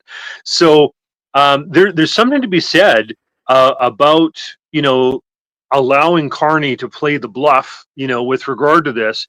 And if the NDP actually had the courage to vote against it and trigger an election, it would be to Pierre's benefit. I think, Carney would not do as well now as he did coming in as tabula rasa right after Justin Trudeau. So I think, he's probably learned his lesson that you don't blow your whole wad before the election campaign and have them get rid of somebody like, Trudeau when he's actually the guy you want to face. So it's better in these circumstances to allow the Liberals to, play chicken and potentially lose. I don't think they will, because the NDP is going to sit on their hands. Do you think all this talk about a potential election, a snap election, was to get the NDP to abstain and to kind of step aside? Because they would have a lot to lose. No leader, they got no money. Yeah, I sometimes I think that the press gallery just wants something to chew on. But I don't think there was any doubt the NDP was going to sit on their hands. They don't even have a leader selected yet. Let's face it, like, these guys have been given huge amounts of money by a lady who passed away here in Alberta and gave them a huge whack of dough that allowed them to purchase their headquarters that they had. They've lost their headquarters in Ottawa twice because they can't budget. So they're not good with money. That's just who they are. And so they're not ready. If they were going into an election campaign last time, they did it on a bus with Jagmeet Singh. I'm not sure they could even afford that this go around. But why are they still there? Because they're not official opposition anymore, right? No, they're not official party status right now. So why are they still there? Why are they able to vote? Why are they still in Parliament? Well, I mean, what happens is after every parliament, the parliament determines how many seats you need to be in official opposition. I thought for sure that they were going to structure a deal with the Liberals where the number would drop to what the NDP has to give them official opposition. But, Carney and crew decided to screw them on that and not give them that. Ergo, therefore, you'd think they'd be good and pissy and want to vote against the budget and call an election. But they're not in that position. They don't have a leader and they don't have the finances to do it.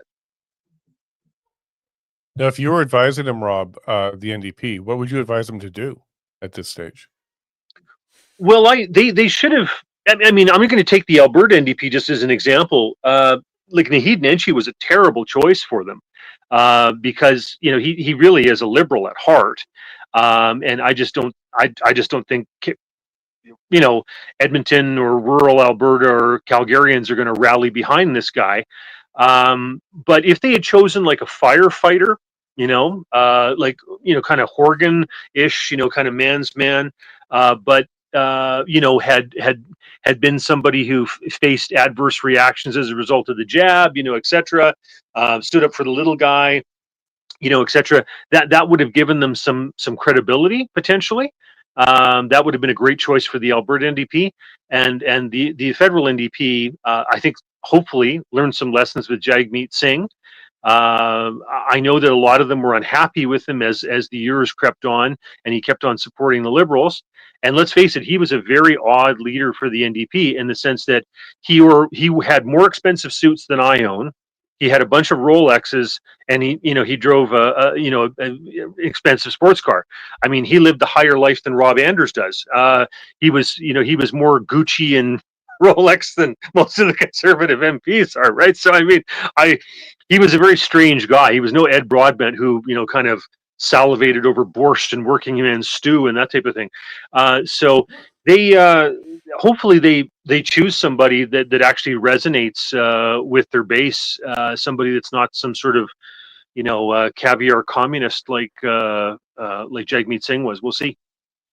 Well, they added that rule for the leadership that you can't have more than like 50% cis male or something like that voting or signing your nomination. Like they got silly rules like that in place now.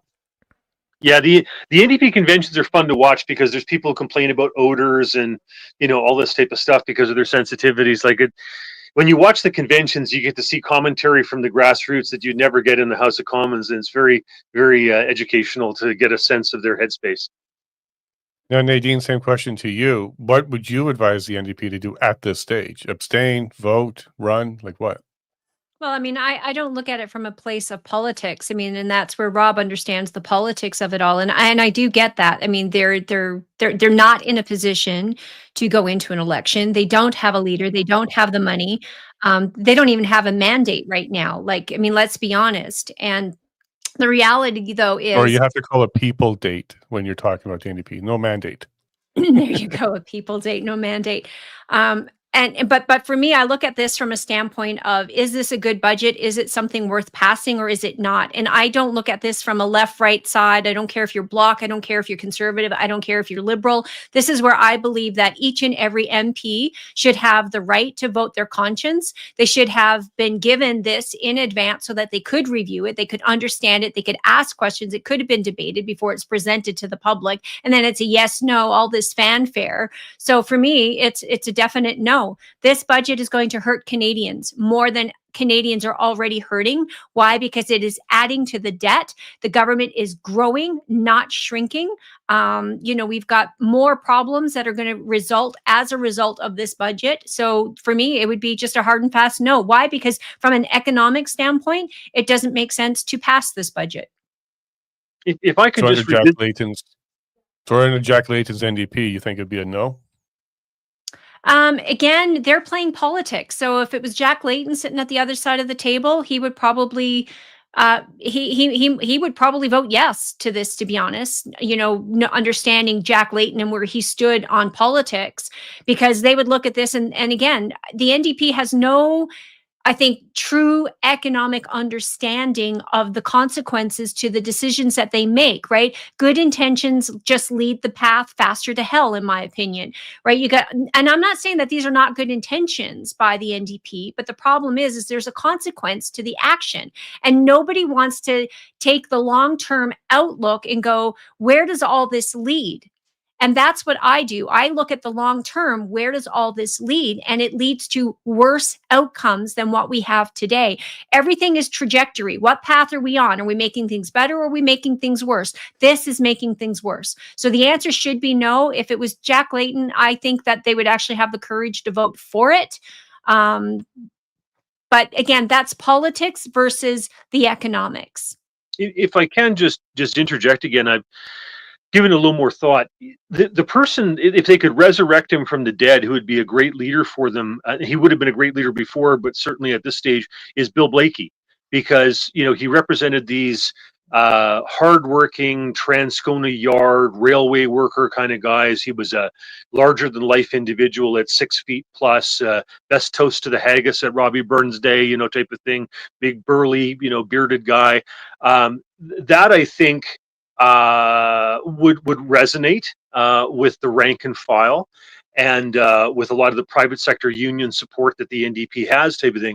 I think both for the Alberta NDP and for the federal NDP, a Bill Blaikie-like character would probably be as good as they could do in these circumstances. And if they had somebody like that resonated, they could vote against the budget, have it go to the election, and actually probably pick up seats.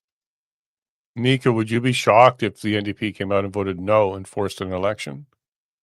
It's not going to happen. You'd be shocked. Would I be shocked? Yeah, I would. But the conservatives don't want it. This is the part. I'm a conservative. I'm a real conservative, but I'm closer to Republican. I'm not those right-leaning liberals. I'm a conservative. I'm a Christian first and foremost. I spend a lot of my time in the U.S. I'm a Republican when it comes to politics, and we don't have conservatives here. We just don't. And I look at Pierre Poilievre does not want an election. So right then and there, for the past 2 weeks, he's made it clear that he doesn't want to go there. So I'm like, no matter what, we're not going to see it. He has a golden goose right now that he could get an election, because this is what you can see. In my opinion, the Liberals are doing this on purpose. They want to put a terrible budget together in order to try to force an election, because they, for some reason, they think they can get a majority. Because they will need a majority in order to put Bill C2, C8, C9, C63, and all the crap that they're trying to pass through that budget right now. They're going to need a majority in order to do it, because people at one point will stop voting for them, and Canadians are starting to push back. Just look at what happened to Bill C2. They had to retable Bill C12 while removing all of the stuff that was scary outside of one thing. So people push back. There's more than 300 civil organizations that just said, you cannot pass this bill the way it stands. So it seems like Canadians are somewhat waking up, outside of the fact that Pierre Poilievre is not a conservative and does not want an election. I think he's satisfied to just be the opposition. So it seems no matter where we look, we have a uniparty going on in Canada. Voting is just to keep the masses entertained. And no matter what, we're going towards a global agenda that is destroy Canada. Canada sits on, I would argue, the most natural resources, untapped natural resources in the world. And we have a government that's doing everything possible to keep them in the ground, to make sure we don't exploit our natural resources. Not a single reason in the world that we should be paying personal income taxes. When we talk about doing policies that either are constructive or destructive, personal income taxes, you want to talk about reducing the motivation for people to succeed. There you go. That's it right there. And what does the government do? Increase taxes, increase taxes, increase taxes. And every time they talk about, taxing the rich already have an out. There are more than enough loopholes in the Income Tax Act to make sure that the rich never pay $1 more in taxes. When they say that, they are actually going after the middle class and the upper middle class, those wealthy Canadians who have just squirreled away a little bit of money. Now the Liberals are talking about doing an equity tax on your home because it's paid for. Like, this is the nonsense that they're going on with. This is where people have to wake up, get involved, become aware of what is actually happening. Instead of sitting on the sofa and planning your vacation, you are going to have to take an interest, because what this Liberal government is doing is called central planning. This is Marxism. This is communism. Right? This is the government knows best, and it's going to tell you what you're going to do. It's a master-servant relationship, and it was never intended to be that way. So what is the proper role of government? I mean, the proper role of government is national defense. Should we be spending more on national defense? In my opinion, probably. Why? We're a very large country. We cannot defend ourselves without the assistance right now of another country called the United States. Our trades and tariffs that are going on right now, we couldn't even trade with each other interprovincially. That is ridiculous. Glad to see that they're actually talking about making amends to that. Should we be putting Canadians first?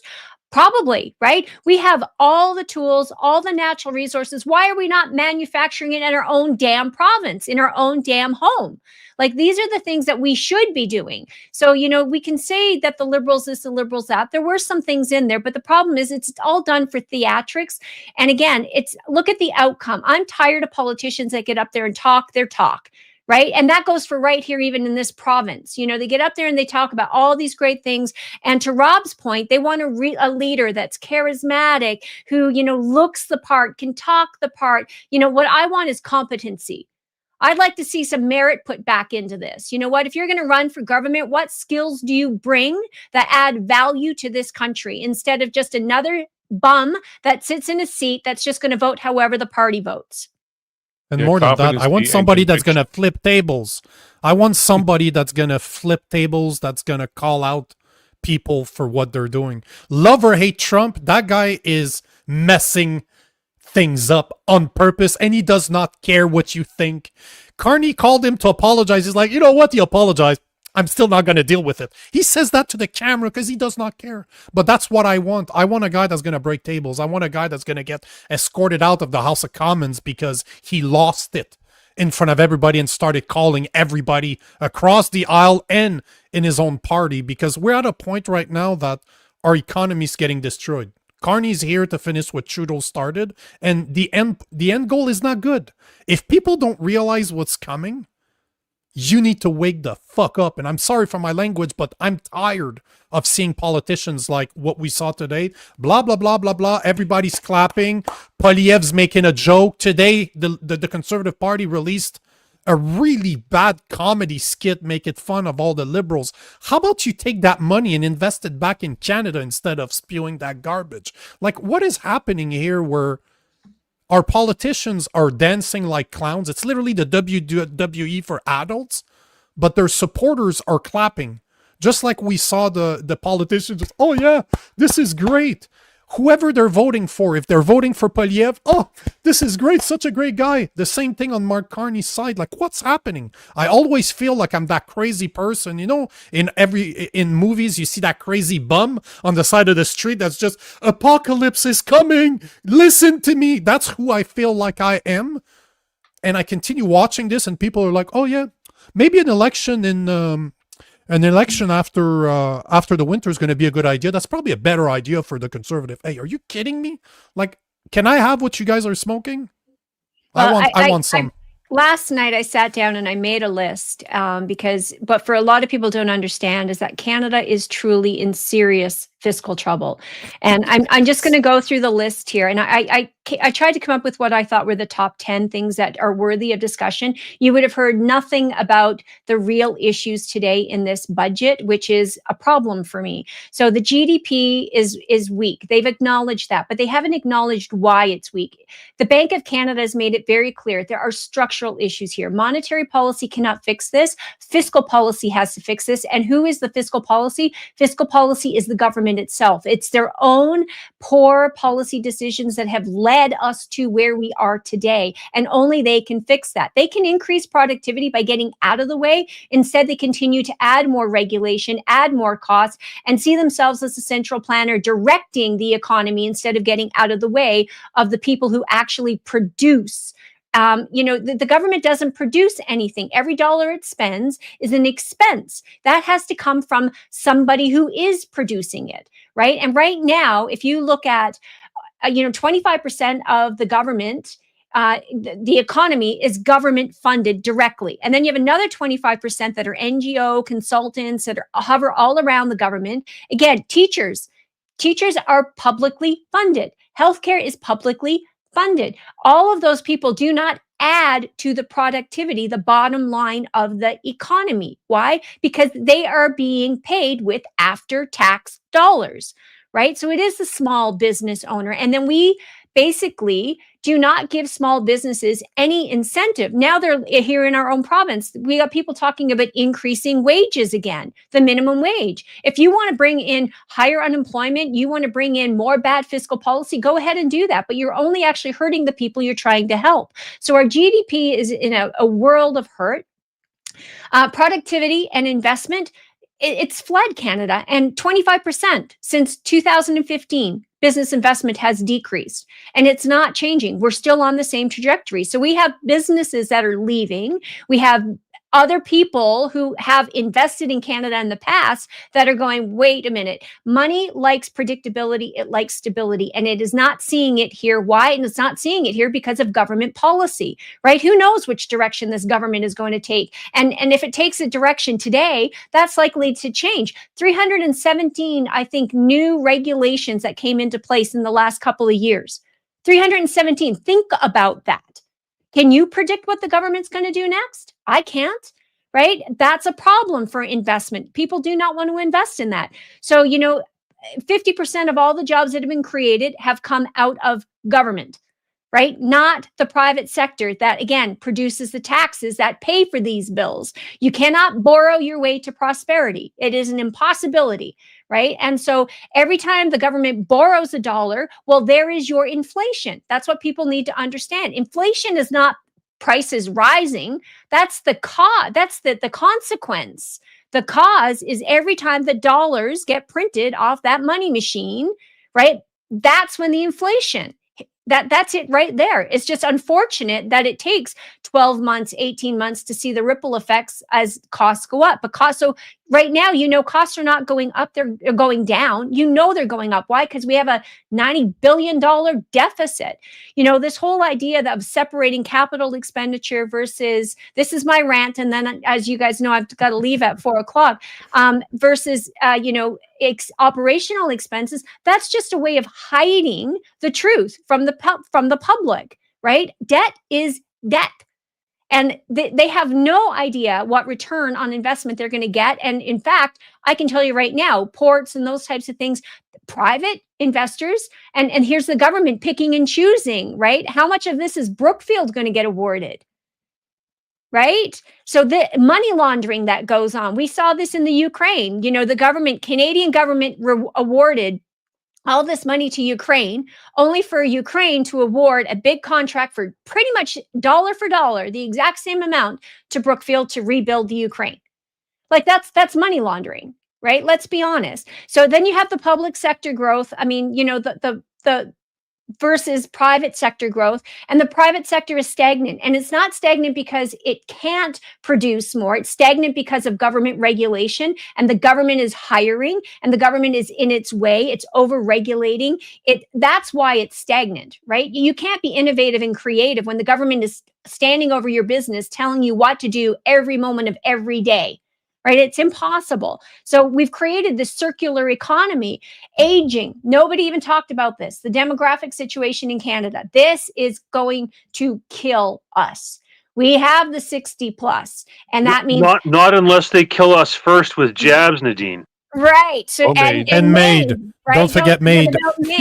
But we have a shrinking tax base, right? At a time when we have an aging population. I've talked about this per nauseum when it came to the Alberta pension plan, because the reality is we've got fewer people working to be able to support the people that are retiring, and those people that are retiring, healthcare costs going up, pensions, social programs, all those costs are going up at a time when we've got fewer and fewer people to pay for it.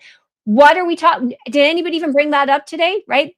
No, we're going to spend more money today knowing that our worst times are yet still ahead of us. Right? So no wonder the 20-something-year-olds are going, holy crap, something's got to change. It does. Something's got to change. They cannot afford to live. Illusion of good debt, this whole investment, right? Oh, good debt versus bad debt. Again, they're just trying to pull a fast one over on the public. Global headwinds, they're trying to blame everything here on Trump and on tariffs. All of this has been coming. The OECD said this 10 years ago, that Canada was one of the lowest productivity in all the OECD countries, which is 37 different countries. They monitor another 12. And the problem is tariffs have made it worse. Of course they have. But they are not the root cause of the problems that we're experiencing today. But what Mark Carney came in, elbows up everybody, was able to point the finger, and Canadians are buying that. But that is not the truth. So, if we want to fix this problem, we have to fix our fiscal policies right here at home. Interest costs right now are as high, they're higher than our GDP growth, right? So our interest costs are going to be pushing 3% of GDP here in the next few years.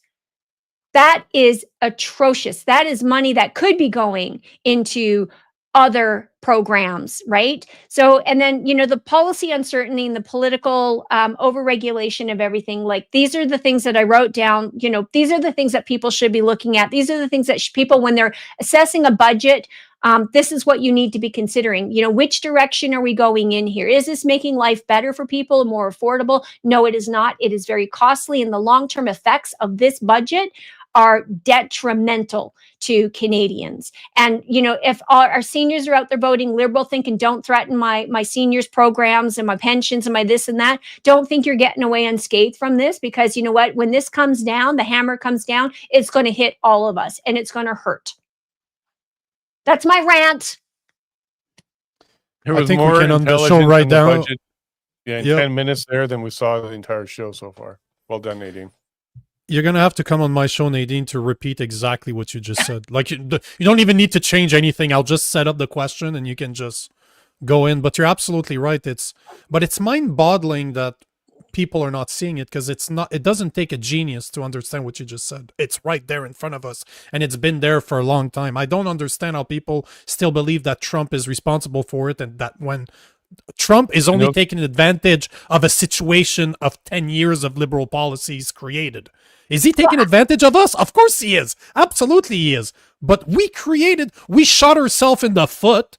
We've been bleeding for 10 years and like we're blaming Trump for holding the gun. He didn't hold Shark smells the blood in the water. And it's not his of fault. course. There's also, I know this is kind of complicated, but, part of the problem is that Trump doesn't want to see us have a whole glut of US dollars through our oil and natural gas, which then Carney can market toward Europe in US denominated securities because that's stuff that's outside of the control of the Federal Reserve. So part of their strategy with tariffs is to make sure that Carney doesn't have that ability to basically take on a bunch of crap European debt, which would further complicate situations for Canada. So there's some nuances in there in terms of the monetary policy stuff that people hopefully should understand as well. I think Brett Olin talked about that one as the loony dollar system. That's right. So March 12th, that letter went out to Carney, sent to the banks, basically setting that up. That's right. And I also wanted to say about the last election, like one of the reasons the Liberals were able to survive, they brought in a new guy, it wasn't Trudeau, but the other thing is the collapse of the NDP, right? And that's the reason why the Liberals could be looking forward to another election shortly, because if they don't have a leader, et cetera, whatever, somebody like a Bill Blakey type character, they're hoping that collapse will further benefit them to give them a majority. Well, let's be honest. We don't have NDP Liberal. We have socialist, and then we have independent-minded, freedom-thinking individuals. So there's the conservative, and then there's the socialist. And the NDP, that's where the Liberals gained all of their votes, was from the NDP, but that's because they are exactly the same, right? It's like there is no difference between the NDP and socialism. There is no difference between the Liberals right now and socialism. There is no difference, in my opinion, between a progressive conservative, with the exception of they may want fiscal conservatism, but yet they're all okay with the social programs. But you know what? You can't have this. I mean, let's be honest, Rob. I mean, progressive conservative is the biggest oxymoron that is absolutely out there. This is how we're getting slaughtered in the polls, because we have nobody that stands up for conservative values anymore. Yeah, I mean, wow, you must be loved on social media, Nadine. You and I are in the same group. Wow. I certainly never considered myself a progressive, but I do recognize how perverted that all was, because it all came about as a result of the election that replaced Robert Borden type of thing and Arthur Meehan, and Meehan had brought in a bunch of gun control measures because of the Winnipeg General Strike in 1919, and then got punished for it just a few years later because Carrar came out of the West. They didn't like what was being proposed in terms of the gun control legislation. So anyhow, there's echoes of these things throughout history. And keep in mind, Nico, that Nadine only had her top 10 items. She could keep going a lot more. And I'm not joking. A good episode with her would be probably beneficial. Yeah, we definitely have to have a conversation, Nadine, because I record with a Liberal every day. So it makes for very interesting conversations as a real conservative, not a progressive conservative. What an oxymoron that is. But he's becoming it would be interesting. A liberal in name only. Like he's converting. Yeah. Yeah, he after 10 months of recording almost every day, I'm changing him. He's starting to have conspiracy theories on top of that too. So for a Liberal, that's a massive step. Look, I just wrote a book. I didn't write this book for conservatives. I wrote this book for the people who were slightly left of center. The reason being is because you have to have the conversations that need to get started, right? And so if you go in with, you've got all the answers and you're going to talk to somebody and you're just going to tell them, they're just going to tune out, right? So for me, I wrote Alberta Rising simply for the reason of, here's a book, go read it. Now, I'm coming over in a week. We're going to have a coffee. You tell me what you disagree with in this book, right? And that at least opens the dialogue. It gets the conversation started, and then people can have a conversation, because the left will shut the conversation down. Conservatives are more than happy to have the conversation, right? But now how we have the conversation does matter. We can't come at it from a place of preaching to somebody and telling them that we're right and they're wrong. Prove it to me. I loved the whole Charlie Kirk, the way that he did things. Yep. Prove me wrong, right? Prove me wrong. But come to me with facts, come with me with evidence. I can show you, I've got books upon books of evidence of how communism, how socialism does not work. The results are not what people tell you they are. And yet we have an education system out there training a bunch of youth in Marxist ideology. How does that end? I can tell you how it ends. The same way it's ended the 1,500 other times it's been tried in society. Right? So this is what we've got to kind of get back to, having the conversation. Prove it to me, though. Show me the facts, because I can show you tremendous number of facts, outcomes, results of, and is capitalism perfect? Of course not. Find me any system that is perfect. It doesn't exist, right? Why? Because it's run by human beings. That's why, right? Human beings people want to talk about the markets are being rational. Markets are not rational. Markets are very irrational. Fear and greed. Why? Because there's people involved. So, once you understand human psychology, we do the best we can with what we have. But the reality is, the government and this idea that central planning knows better than all of us combined. I don't think the government knows what's best for me. Nico, I'm sure the government doesn't know what's best for you. Jason, Rob, does the government know what's best for you? But yet they make one policy and then they use force to apply it to everybody. And you know what? I tell people when they say the government should do something about that, I'm like, move back in with your parents. And they're like, what? And I'm like, move back in with your parents. Because if you want somebody to make decisions for you, let your parents make decisions for you. That way, at least they don't impact me. Right? I'm an adult. I'll make my own decisions. There's a mic drop moment right there. Rob, we're wrapping up here, so we got about 4 minutes or so left. Are the Liberals, Carney, are they lame duck at this point? Are you going to have difficulty getting anything done? Well, Ontario default position usually supports the Liberals. They only switch from that if they feel they're in really dire circumstances. I hope the public does wake up about the dire circumstances financially. My guess is they're not going to wake up until bank accounts get seized, or that's like I wish they were paying attention and skeptical about these deficits and these debts and the inflation and everything else. But I don't know. Time will tell. And I do agree with you that I think the NDP, if there was an election, they would be picked off by the Liberals. They'd focus on the last seats there and pick them off, because NDP voters will go Liberal if they have enough motivation. And they went into the last election as they had opposition, right? They weren't a party with a no party status. Now they're a party with no party status. I think even more would jump ship if there was an election right now. I think that'd be the end of the NDP.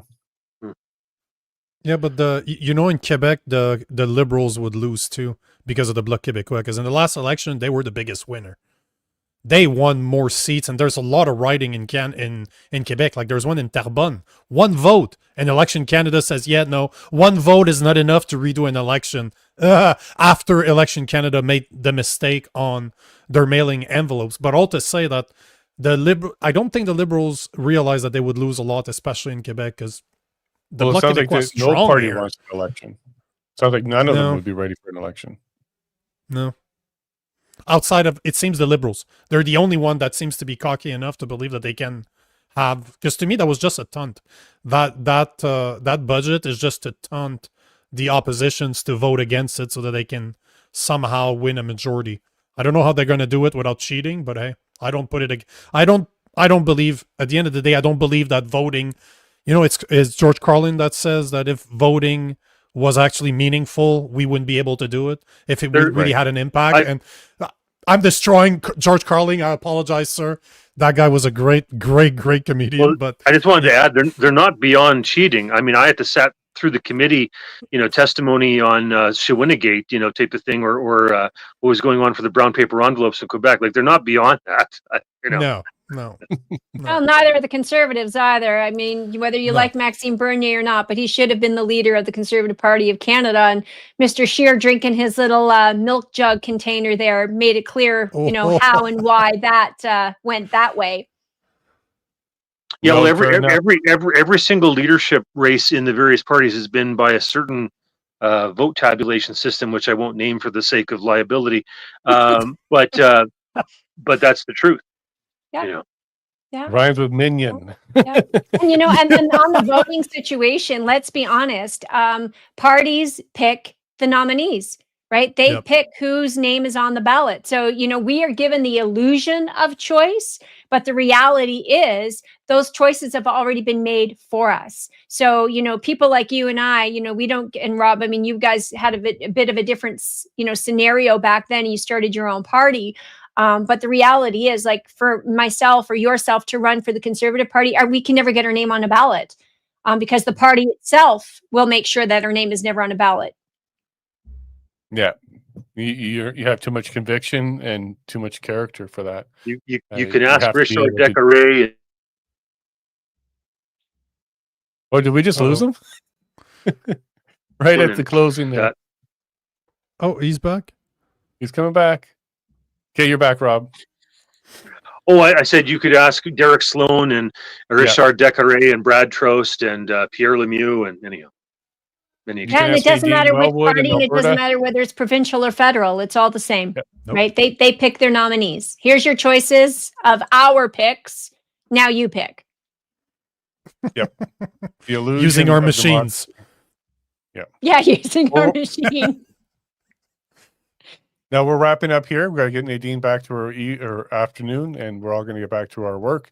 But Nadine and Rob and Nico, thank you so much for doing this. I'm really glad, Nadine, that we got you to come on because you were able to boil this out, give us a top 10, and make some sense of what was nonsensical.